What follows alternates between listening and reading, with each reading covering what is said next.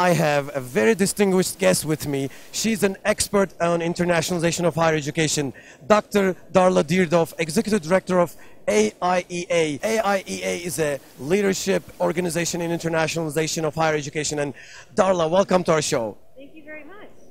We are glad to have you, and I would like to first ask you, what was your position before being the Executive Director at AIEA? Sure. So I was working at North Carolina State University in a variety of capacities in international education, in the International Student Office, in study abroad, and I was also teaching English as a second language. So I have that background as well. And then I also was involved with the University of North Carolina, Chapel Hill.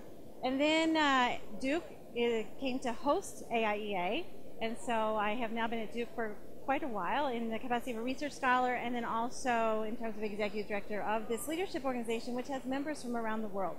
Yeah, amazing organization as well. I have read your book, The Sage Handbook of Internationalization of Higher Education, and that was an amazing book. I will ask questions about that, but I know you have already written other books, so can you please give us a little bit of information of like just the titles of those books? Sure. So the first book that I was involved with is as editor of the Sage Handbook of Intercultural Competence.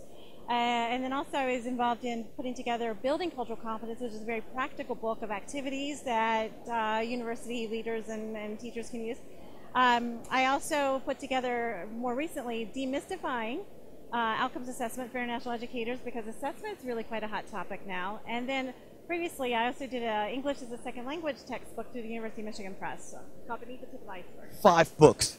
5 books and 1 more to come out hopefully next year through Routledge. 1 more? What is that one? So that is on intercultural competence in international higher education, which is what I would love to talk with you about today. That's exactly what I was going to ask you, actually. So, you know, looking at higher education in developing countries, yes, and being an expert in the field, being both sides, on the school side, on the leadership organization side, what is missing out there for educators? We're talking about what they should be actually looking at, what areas to be developed to be able to internationalize their higher education. Sure. So when we look at internationalization of higher education, the really core focus is on teaching and learning, and then core to that is the student.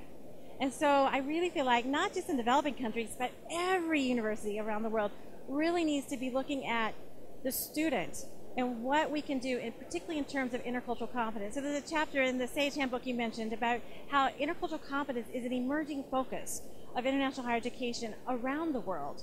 And this is not just for students who cross borders. This is for every student, because even within societies, there are many differences. And we need to intentionally address how our students can be more successful in interacting across difference, either within their own community, within their own society, or cross-border.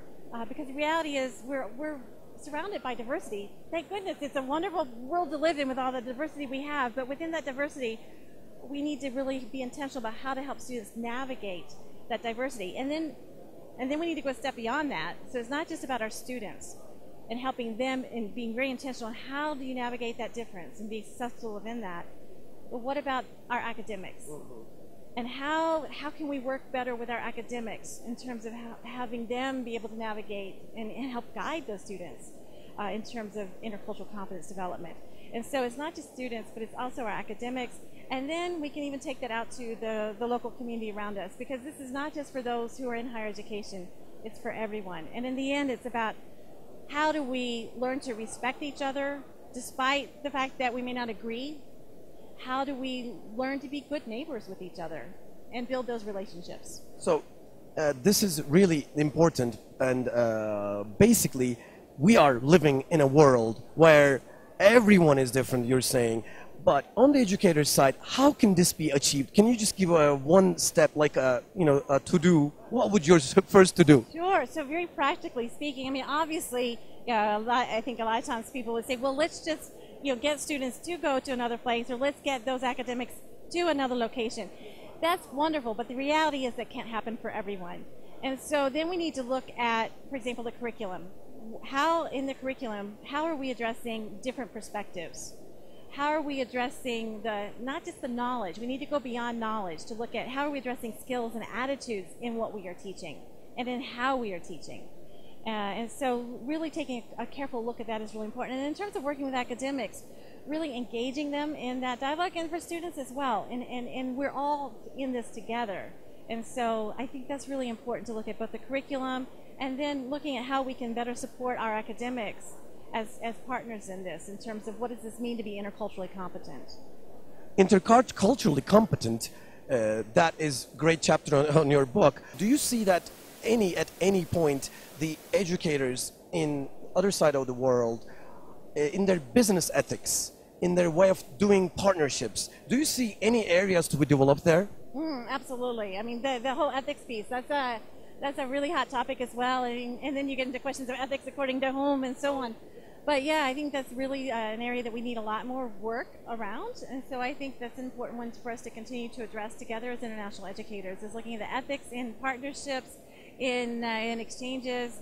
And it really needs to be much more of a mutuality of what we can learn from each other. And then comes back to that respect piece as well, and truly respecting each other. And that is so crucial. Yeah, to be able to be living in a diversified world, we need to respect each other. Yes, absolutely. And really valuing each other within our differences too. And looking at how we are so much richer with those differences than without. Thank you very much, Darla. It was a pleasure to host, in our show. Sure, it's an honor to be here. We will hope to have you again. Thank you so very much. Yeah. Thank you for watching Mezun.tv.